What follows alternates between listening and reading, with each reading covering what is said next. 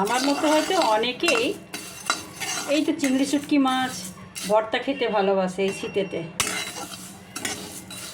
তো এই দেখুন না, আমি এটা কিনেছিলাম কিন্তু প্রচণ্ড বালি ছিল। এক একটা মাছে বালি পাওয়া যায় না, এটা তো বালিতে শুকানো হয়েছে তো বালি ছিল। তো আমি এটাকে কি করছি জানেন, এটাকে আমি একটু হালকা খোলায় ভেজে নিচ্ছি।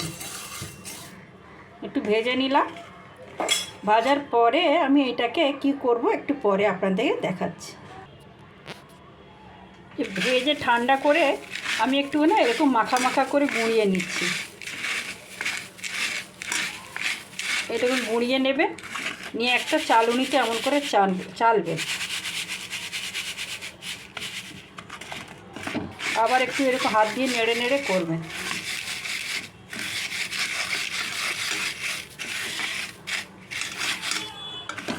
এইভাবে একটু চালবেন।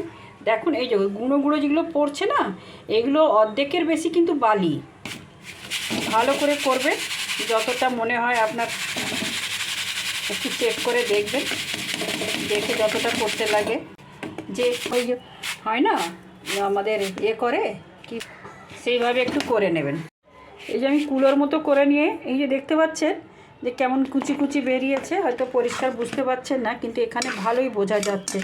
এগুলো একদম পাউডারের থেকে একটু এইগুলো একটু বাদ দিয়ে দেবেন। এই যে কালো কালো দেখছেন, আপনারা হয়তো বুঝতে পারছেন, আমি এখানে কিন্তু বালির মতো চকচক করছে, সেগুলো দেখতে পাচ্ছি। দেখাতে পাচ্ছি কি জানি না, বা বুঝতে পারছেন কি একটু বালি বালি চকচক করছে, ভিতরে বালির মতো চকচক করছে। এইভাবে করবেন, দেখবেন অনেকটা বালি কমে গেছে। আর যদি আপনারা কেউ অন্যরকমভাবে জানান, তাহলে আমাকে একটু কমেন্ট করে জানাবেন, তাহলে আমিও শিখে নেব।